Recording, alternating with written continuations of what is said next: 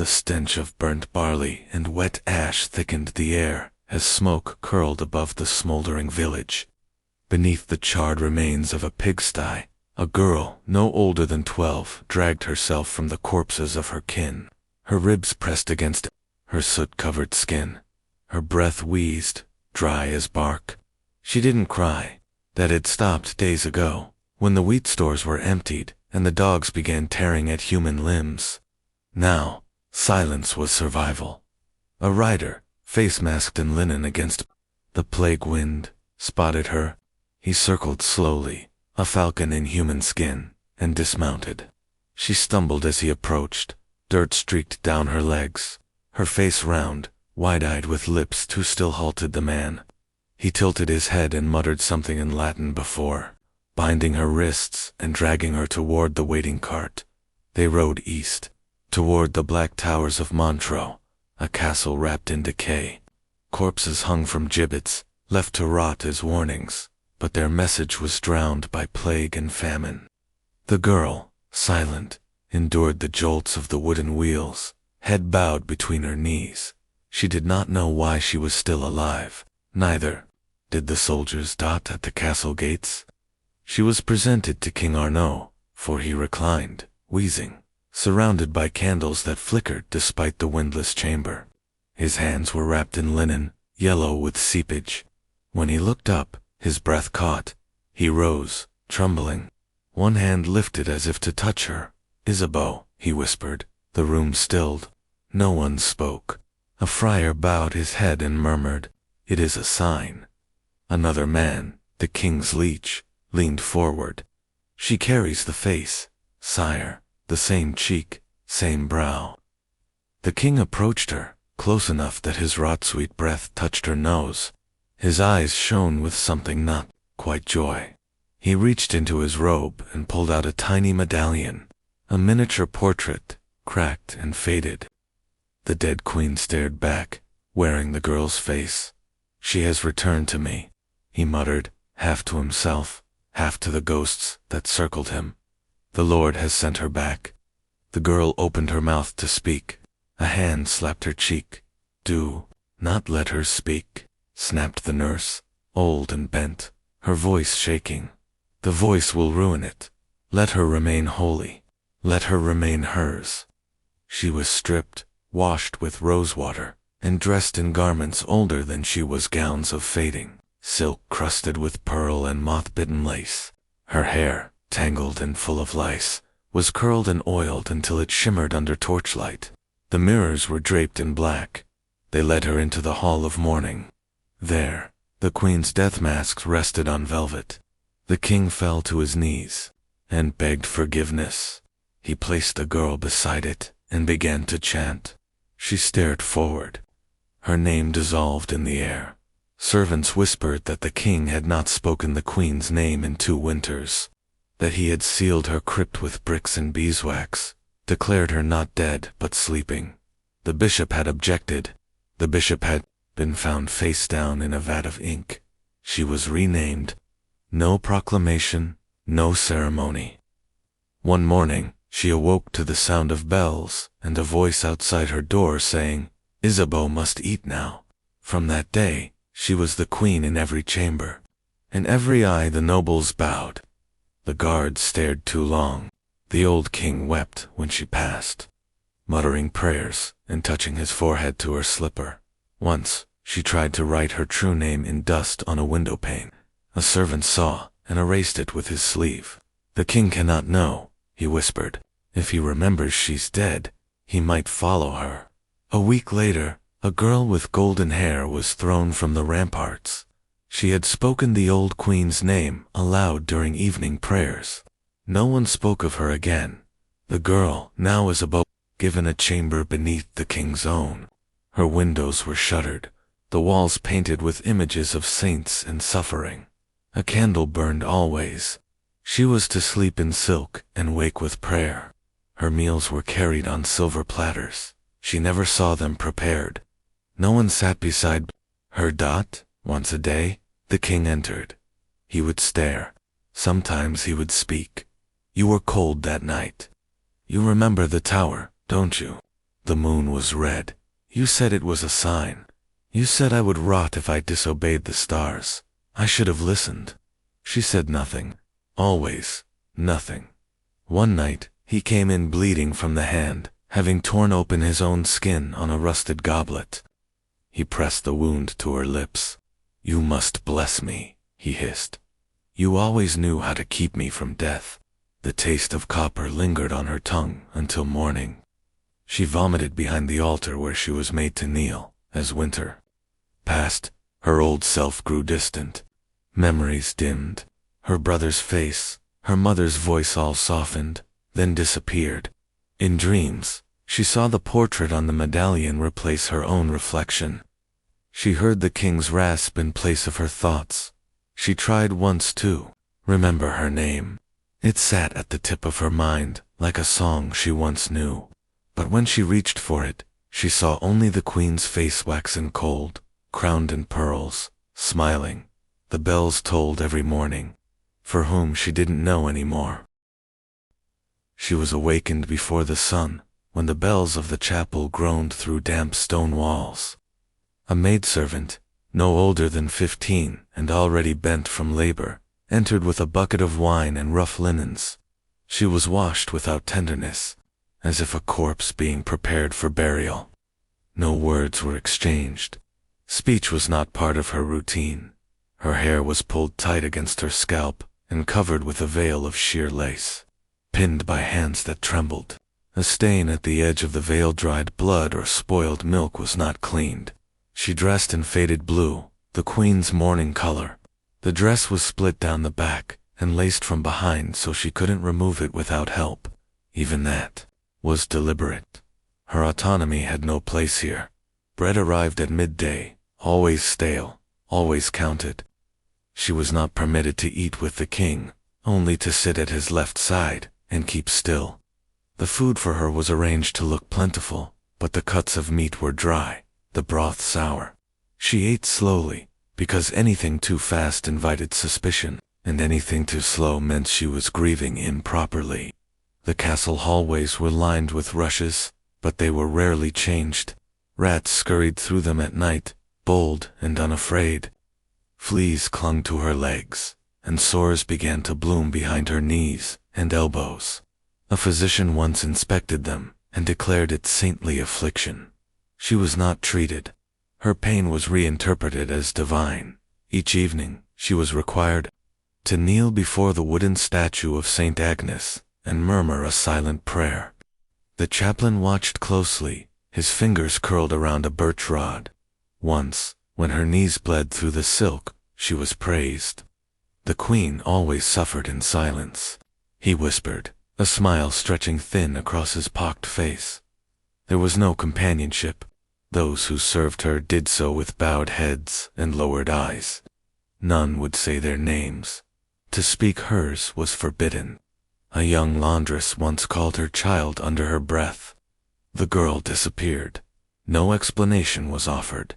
The next morning, her replacement arrived with fresh linens and a stitched mouth. The guards rotated weekly. Each watched her with indifference, some with pity, one with lust. He was replaced without word, whispers said. His tongue was found nailed to the door of the chapel. On her third week in confinement, the king began reciting poetry to her. His voice cracked on rhymes he no longer remembered. He wore a crown too large for his skull, and sores crusted along his jaw. When she failed to laugh at a jest, he declared her spirit still wounded and wept until he vomited wine onto the stone floor. She was taken to the physician the next day. He examined her eyes with fingers still sticky from the king's wound dressings. Her soul remains divided, he said to the courtiers, but her flesh obeys. He advised leeching to restore humors. She bled until her legs buckled. No one helped her up. Her chamber was moved to the western tower, where only the wind spoke. It was colder there, but the silence pleased the king. He believed it resembled the cloister where he first met the real Isabeau. He brought her a candle stub from the monastery, where his queen once confessed her sins. You remember, he said you told me that candle burned longer than your guilt. She nodded. She no longer knew what was true. Each Friday, she was presented in the gallery, before a group of nobles, all of whom bowed in silence. They never addressed her. They watched. Some crossed themselves. One wept, murmuring, "Forgive me." She did not recognize him, but he was never seen again. She was forced to sleep under a relic tapestry, once belonging to the queen's dowry. It was embroidered with scenes of martyrdom, limbs torn, eyes gouged, bodies drowned. Each morning, she awoke to blood on her thighs. The midwife declared it a holy cycle. She was too thin to bleed, but did anyway. No questions were asked. The eunuch brought her food in the evenings. He never spoke, but once, as he placed a fig on the plate, he looked her in the eyes. There was sorrow there, or maybe guilt. She never saw him again. Another replaced him. Younger, expressionless, she was taught nothing. No books were permitted. No music, except when the king ordered a lute to be played while he lay at her feet, muttering that the strings sounded different since her return. She listened and felt her name slip further into the cold stone. The only other person confined like her was a boy locked in a cell below hers. She never saw his face, only heard him coughing. Sometimes he sang. She was told he was a leper, once a prince, now forgotten. She asked nothing. Curiosity was not rewarded. Her hands began to tremble, her skin bruised without cause, her hair thinned. Still, the routine continued. Prayers, silence, kneeling, smiling when the king approached. He kissed her hand once, and his lips left a wet, yellowish smear. She wiped it with the sleeve and was slapped. When the plague reached the outer villages again, the castle locked its gates. No one left. The dead were buried in trenches behind the chapel. She watched from the tower as monks shoveled dirt over children. A raven landed on the cross and stayed until dusk. No one asked how she felt. That word had no meaning. She existed as a symbol. Her body belonged to memory. Her mind was caged in silence. Each day, her voice grew more distant, buried under layers of ritual and fear. The king whispered at night that she would never leave him again. "Death tried," he said, "but I won." In that moment, she understood fully. She had no name, no past, no future. She was not loved. She was not even hated.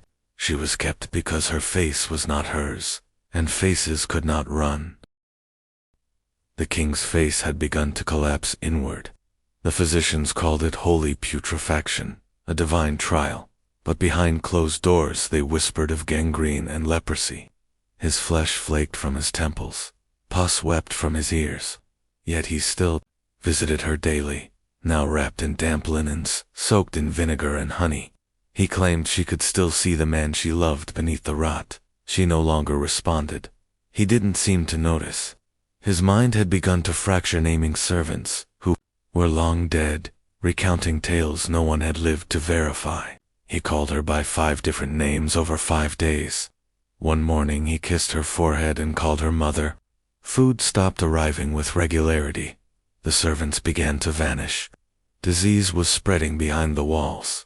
The kitchens burned, their scraps to mask the stench of the sick. She chewed raw barley once left in a bowl meant for birds. Her stomach cramped for 3 days. No healer came.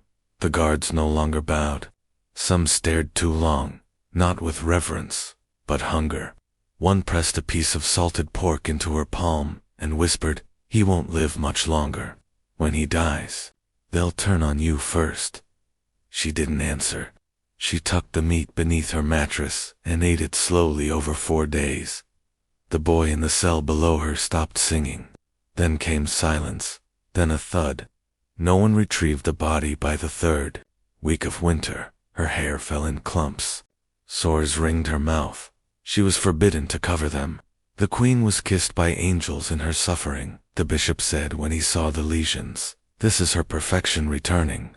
The king now trembled with fever, only able to speak through broken whispers. His face was swaddled in soiled cloth. He scratched at his skin until it bled, claiming insects were inside him. "You brought them," he said to her. "You came back wrong." That night, she was pulled from bed and dragged to the chapel. There, in front of the court, a ritual was ordered. The friars read from worn parchment. She was stripped and bathed in bitter wine, then rubbed with ash. "We purge her of the lies," they said. "We sanctify her anew." She did not cry, even when they poured cold vinegar into her wounds, even when they held her under water until she lost vision. When she awoke, she was lying before the altar. The king knelt beside her, bleeding from his lips, murmuring, "Now you're pure again." She was confined to her chamber without food for 5 days. She drank from the chamber pot when thirst overcame shame. Her tongue swelled, her vision darkened. On the 6th night, the eunuch returned with bread, but he was gaunt, dead in the eyes. He said nothing. The bread was moldy. She ate it anyway. A new priest arrived from the city, his robes pristine, eyes sharp. He watched her for 3 days before speaking. "This imitation," he said in court, "has become an idol. The king sins by honoring a vessel emptied of soul." He demanded she be tested. They led her to the crypt where the real queen's corpse lay sealed in wax and glass. The priest held a candle to her face. "If this girl is truly the returned, let her recall the burial hymn." She remained silent. She had never heard it. The priest smiled. "Then she is not her." The king began to weep. "But she looks like her." The priest turned. "So does a mask." She was locked in a side cell. The walls were damp and alive, with moss. A rat chewed at her boot while she slept. Her fingernails cracked from cold. Days passed. She heard the bells tolling at odd hours. Something was unraveling. A servant smuggled news quiet, rushed. The king was dying. His body rotted. From within, the leech had abandoned him. His tongue had blackened. His right eye had sunk into his cheek. They whispered that worms had been seen in his sheets. When they brought her back to the hall, the king no longer recognized her. He screamed, called her a demon, a corpse thief. He tried to strike her, but his arm failed. He collapsed. His attendants rushed to lift him, but his skin tore under their hands. He was carried away. Moaning in Latin, she was dragged to the chapel again, this time not as a queen, but as a heretic. The priest declared her a deceiver, a false idol. He said her presence had summoned illness and madness. The court said nothing. No one defended her. She was stripped again and bound in coarse linen. A trial was held in the courtyard. A peasant boy accused her of turning milk sour. A maid claimed she walked at night without casting a shadow. The friars cited dreams in which she whispered poison into the king's mouth. She was condemned to penance and silence. She was placed in a stone chamber beneath the chapel, no window, no fire, only a pail and straw, bread once a week, water when remembered. On the walls, she scratched lines to count the days. After 33, she stopped. Her voice disappeared, not from choice, but from disuse. She forgot words. Only fragments remained: father, sky, warm, Isabeau. They no longer held meaning. They were echoes of a language no longer spoken. She dreamt once that her real name returned to her, but when she tried to say it aloud, only the queen's name came out. The king's death was not announced with bells, but with silence. The guards changed. The banners were burned. His body was entombed in secret, sealed with lime. No procession, no rites. They feared infection more than legacy. She was left in her cell. The new steward declared her property of memory, neither alive nor useful. The priest wanted her burned. The steward refused. Too costly. No one wanted to touch her. She remained below the chapel, nameless, voiceless, dressed in the memory of a dead woman, forgotten by all but the walls that kept her, and those, too, would one day fall. The castle emptied slowly. One by one, the courtiers vanished, some to safer provinces, some to graves, some without a trace. Rumors spread that the king's death had cursed the land, that the castle itself was diseased. Rain leaked through the ceilings. The rats grew fat. The smell of decay never lifted. She remained beneath the chapel, unseen, unmentioned. The straw on the floor rotted from her sweat. Her skin grew gray. Her gums bled. Her fingernails curled and blackened. When she tried to move, her joints cracked like old wood. The light above her door was snuffed out by mildew. No one let another. The steward who once ordered her isolation was killed in a bar brawl 2 villages away. His replacement didn't ask questions about who lived below the chapel. The priest who declared her a heretic succumbed to a fever that left his skin yellow. He died screaming that devils walked among them. One evening, a girl no older than 13 opened the door to clean the crypt. She found the prisoner lying in the corner, wrapped in scraps. The girl screamed and fled. No one followed up. The next day, a stone was rolled in front of the door. They sealed it with wax and ash. Years passed. Wars flared in the north. Famine choked the valley. A fire tore through the west wing of the castle. Vultures nested in the towers. Ivy crept through the mortar. The king's name was removed from the monastery's prayer rolls. No sons lived to claim his throne. His kingdom was absorbed by marriage, then conquest. The records of his reign were copied poorly, many pages lost. His queen's likeness was repainted to match the fashion of a new dynasty. The chroniclers dismissed his final years as madness compounded by piety. Her name was never written. A mason repairing the chapel years later found bones behind the wall. Small, curled, partially mummified. He told no one. He thought them to be an animal. He built over them and took his wages in a monastery nearby. A monk copying forgotten texts found a single page torn from a confession. It mentioned a girl mistaken for grace, locked beneath. Stone for sins, not hers. He asked the prior about it.